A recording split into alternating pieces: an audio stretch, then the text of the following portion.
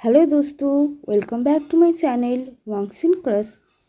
तो आज हम रूइन माय लाइफ का नेक्स्ट पार्ट शेयर करने वाले हैं। हमेशा से मेरा शौक था मेरा एक हैप्पी फैमिली रहे और भगवान ने मुझे वो दिया भी। मेरा एक हैप्पी फैमिली था। मेरी मम्मी और पापा मुझे बहुत प्यार करते थे, लेकिन भगवान को मेरा खुशी ज़्यादा पसंद नहीं आया। देखते देखते कुछ ही दिनों में मेरी मम्मी मुझे छोड़कर भगवान के पास चली गई। उसके बाद से पापा ने अल्कोहल पीना शुरू कर दिया। हमेशा ही ड्रंक रहते थे और उसके बाद जुआ खेलना भी शुरू कर दिया। हमेशा ही बहुत सारे पैसे हार जाते थे और बहुत उधार भी हो गया था। और कुछ ही सालों में जब मैं 14 साल का था, मेरा पढ़ाई उन्होंने बंद कर दिया। उसके बाद से मैं घर में ही था। घर का सब काम मैं करता था। खाना, बर्तन या फिर साफ सफाई सभी मैं ही करता था। और रात में जब पापा ड्रंक हालत में रहते थे तब उन्हें भी मैं ही संभालता था। लेकिन फिर भी पता नहीं क्यों पापा कभी भी मुझसे मम्मी के जाने के बाद से अच्छे से नहीं पेश आया।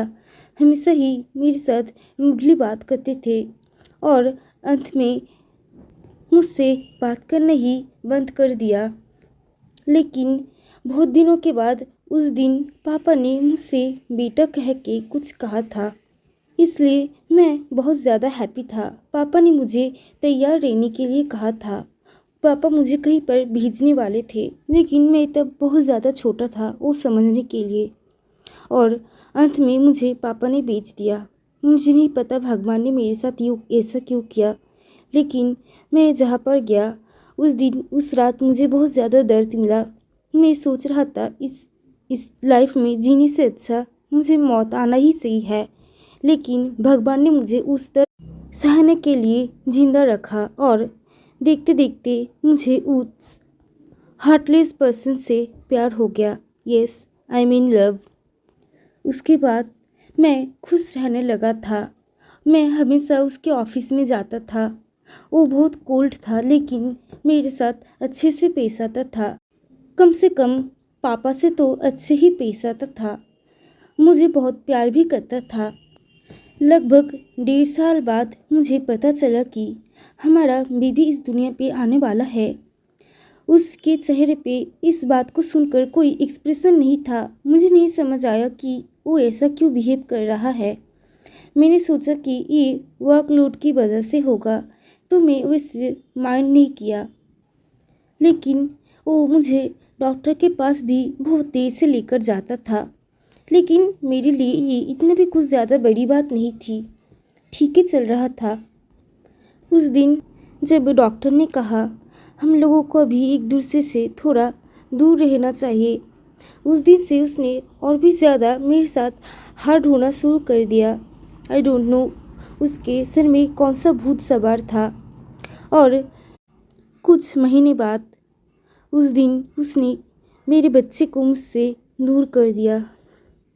मेरा बेबी विंग नींद में अपने बेबी का नाम ले रहा था और उसे बहुत ज़्यादा स्वेटिंग हो रही थी। वो नींद में अपनी हाथ पैर चला रहा था। अचानक इस आवाज़ से वांगजी का नींद टूट गया। वो जब देखता है विंग को इस हालत में, वो उसके पास आता है और उसे प्यार से जगाता है और उसकी फोरहेड पे किस करता है और उसे अपनी बाहों में लेकर कहता है, विंग सब कुछ ठीक है, तुम सो जाओ। और थोड़ी देर बाद विंग अपने बुरे सपने से बाहर आ गया और उसके साथ पीसफुली सो गया। नेक्स्ट दिन सुबह जब दोनों एक साथ नींद से उठे तब विंग का मूड बहुत ज़्यादा ऑफ था, क्योंकि कल रात उसने अपने बच्चे को लेकर एक भयानक सपना देखा था। जब वांगजी ये नोटिस करता है तो वो विंग के पास जाता है और उससे प्यार से करल करता है और उसकी फोरहेड पे किस करते हुए कहता है, क्या हुआ, मेरा बीवी मुझसे गुस्सा है? चलो एक साथ बात लेते हैं। दिन एक साथ ब्रेकफास्ट करने के बाद मैं तुम्हें घूमने ले जाऊँगा। विंग कुछ नहीं कहता, वांग जी उसे अपनी बाहों में लेकर बाथरूम ले जाता है। वहाँ पर उसे बाथ लेने में हेल्प करता है, देन उसे ड्रेसअप करने में भी हेल्प करता है। उसके बाद वो लोग एक साथ ब्रेकफास्ट करते हैं।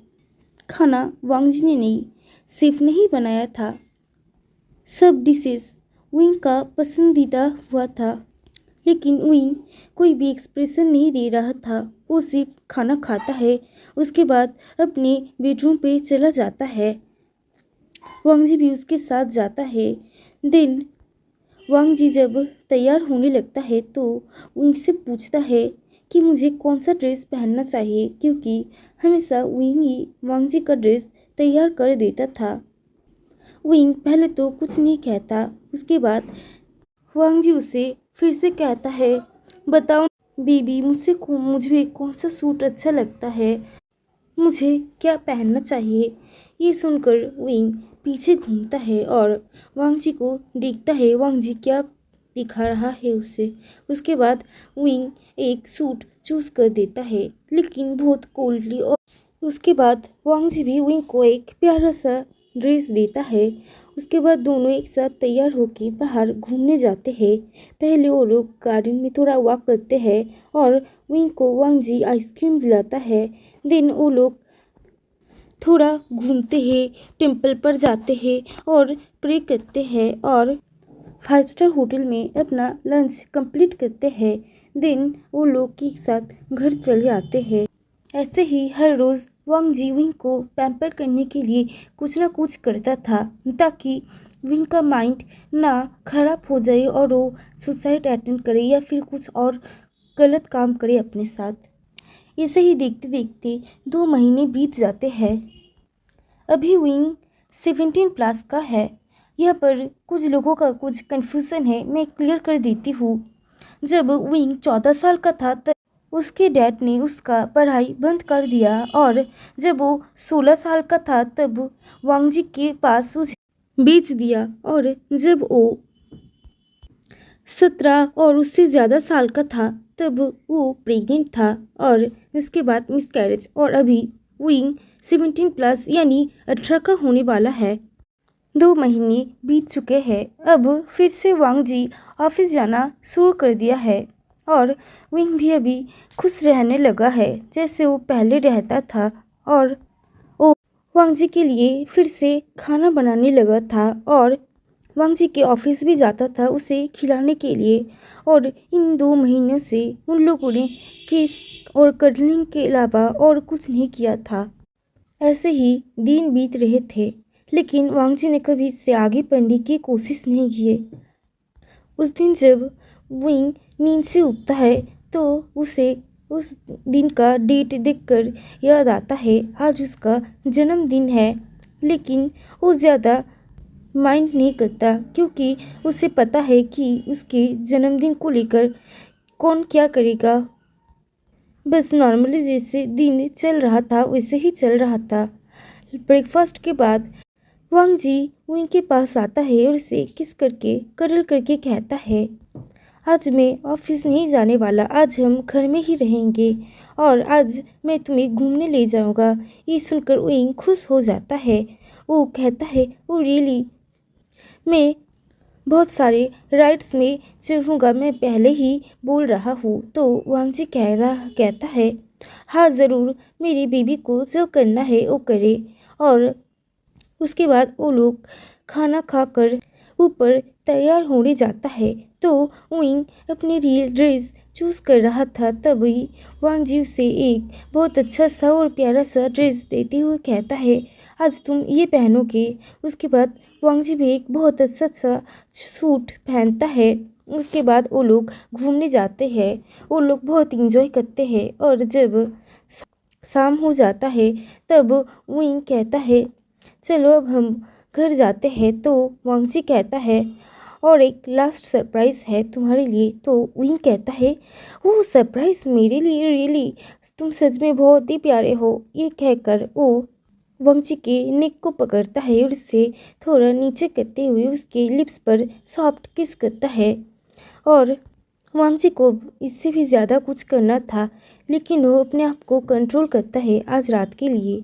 उसके बाद वांग जी विंग को एक 7 स्टार होटल में ले आता है और वहाँ का बटलर विंग और वांग जी के पास आता है और उन लोगों को 2 सूट देता है। विंग को एक वाइट वाला सूट देता है और वांग जी को एक ब्लैक सूट देता है। देन वांग जी उस बटलर को वहाँ से जाने के लिए कहता है। उसके बाद विंग वांग जी को एक कन्फ्यूजन लुक देता है तो वांग जी कहता है चलो मैं तुम्हें बताता हूँ। उसके बाद वांग जी उसे एक रूम पे ले जाता है और विंग को कहता है यह पर एक चेंजिंग रूम है, तुम चेंज कर लो, मैं भी चेंज कर लेता हूँ। उसके बाद दोनों चेंज करके जब बाहर निकलते हैं तो वांग जी को देखकर विंग की हार्ट बीट बहुत ज़्यादा फास्ट हो चुकी थी और वांग जी विंग को देखकर बहुत हर्ट फील कर रहा था क्योंकि विंग बहुत ही ज़्यादा क्यूट लग रहा था, जैसे कि एक क्यूट बनी को शेर पूरी तरह से खा लेना चाहता है। तो आज के लिए इतना ही, मिलते हैं नेक्स्ट वीडियो में। Bye bye.